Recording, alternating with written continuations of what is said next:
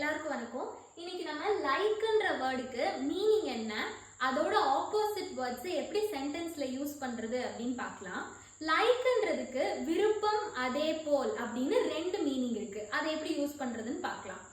I like ice cream அப்படின்னு சொல்றோம், அதாவது எனக்கு ஐஸ்கிரீம் பிடிக்கும் அப்படின்னு. இதே இது எனக்கு ஐஸ்கிரீம் பிடிக்காது அப்படின்னு சொல்லணும்னா அதுக்கு என்ன யூஸ் பண்ணணும்னா ஐ டிஸ்லைக் ஐஸ்கிரீம் அப்படின்னு யூஸ் பண்ணணும். நம்ம இந்த இடத்துல டிஸ்லைக் தான் வரும், அதாவது எனக்கு பிடிக்காதுன்னு தான் வருமே தவிர்த்து நம்ம ஐ அன்லைக் ஐஸ்கிரீம் யூஸ் பண்ணக்கூடாது.